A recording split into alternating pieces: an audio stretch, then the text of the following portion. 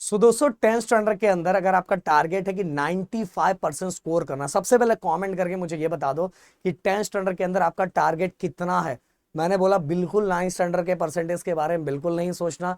अपने ही चैनल पे बहुत सारे ऐसे वीडियोस हमने डाले हैं कि हमने लोगों को चेंज करके दिखाया हुआ है। इवन 48% वाला बच्चा भी 10th स्टैंडर्ड के अंदर 90% के ऊपर स्कोर करता है। तो बहुत ज्यादा आसान है, बस सही तरीका होना चाहिए, प्रॉपर प्लानिंग होनी चाहिए।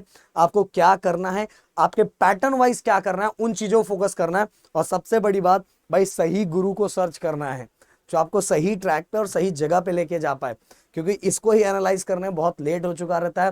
लास्ट में देखोगे बहुत सारे बच्चे इस चैनल पे दिखाई देते हैं और हर साल हम ट्रेंडिंग पे रिकॉर्ड बनाते हैं गाइस। हर साल लाइव सेशन में सबसे ज्यादा बच्चे होते हैं।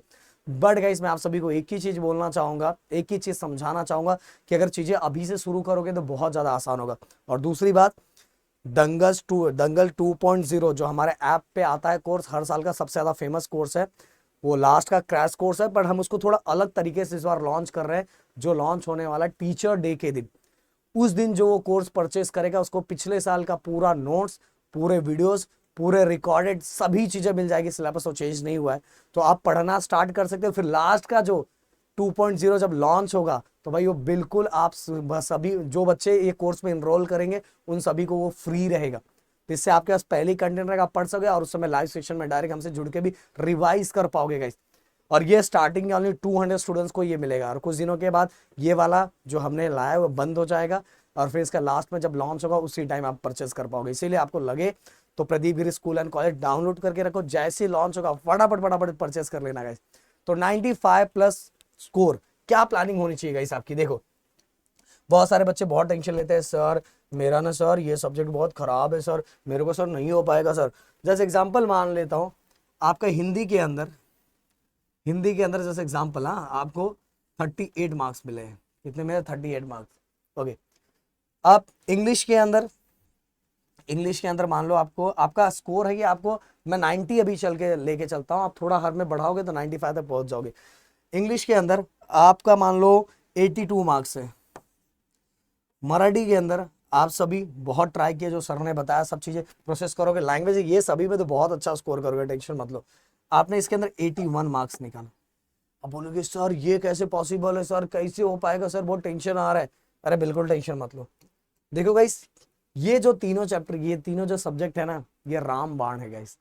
अगर इसको आपने बहुत अच्छी तरीके से किया तो आप 90 आराम से स्कोर कर लोगे बस गाइस। और ये सभी में 100 आउट ऑफ 100 निकालना भी बहुत सिंपल है गाइस। 10th स्टैंडर्ड के सब्जेक्ट इतने भी डिफिकल्ट नहीं होते, जो मार्केट में दिखाया जाता है, लोगों को बताया जाता है उतना भी नहीं। आप स्कूल के जितने पेपर दे रहे हो, जितने एग्जाम दे रहे हो, उससे कई गुना ज्यादा सिंपल बोर्ड एग्जाम होता है। या प्रदीप सर कभी बच्चों को बिना मतलब की अननेसेसरी चीजें डरा के नहीं रखते, जो सही है वो सही है। समझ में, जो बच्चों के सामने सही रखना है, या आगे आने वाले दिनों में 10th का एग्जाम दोगे तो आपको अपने आप मेरी बातें फील हो जाएगी, हाँ सर सही बोलते थे। अब अगर आप साइंस के अंदर 98 मार्क्स निकालते हो, जो कि निकालना बहुत आसान है, इतना कोई डिफिकल्ट नहीं है। इसके बाद मैथ के अंदर 99 मार्क्स निकालते हो, जो कि बहुत सिंपल है। और सोशल स्टडी के अंदर 95 मार्क्स निकालते हो। ओनली टेक्सचुअल क्वेश्चन करके ये काम हो जाता है, समझ में आया। ओनली हम जो करवा रहे वो करके ये काम हो जाता है, हम जो करवा रहे वो काम दे के ये काम हो जाता है, बिल्कुल आसानी तरीके से, बिल्कुल आसानी तरीके से, कोई इतना बड़ा टेंशन नहीं। आप देखो भाई, इसको ये बैलेंस कर लेगा, कितना हो गया यार 90।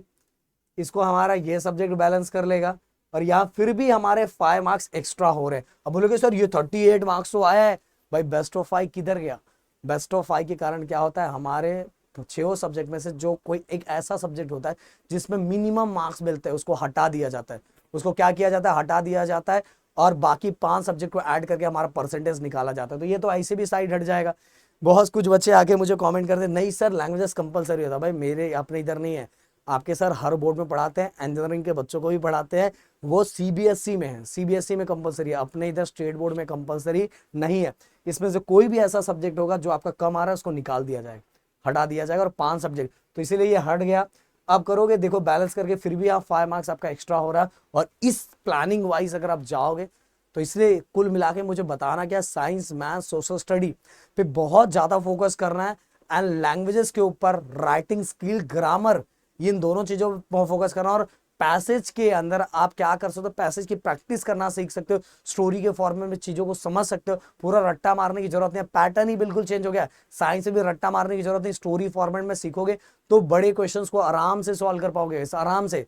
इसलिए स्टोरी फॉर्म में चीजों को समझने और ट्राई करने की कोशिश करो। बहुत सारे लिखने वाला टाइम गया, बहुत सारे पॉइंट्स लोग बताते थे, लिखवाते थे, वैसा कुछ नहीं है, पैटर्न चेंज हो चुका है। प्लीज पैटर्न को समझो, जानो, पहचानो। इसलिए मैंने बोला कि सही गुरु को समझना बहुत जरूरी है, नहीं तो तब देरी हो चुकी रहती है और कुछ दिनों के बाद आपको लगता है यार सर उस टाइम अगर आप मिले होते पहले तो ज्यादा मजा आ जाता। तो मिलते हैं नेक्स्ट वीडियो में। Thank you so much guys, जय हिंद एंड जय महाराष्ट्र दोस्तों।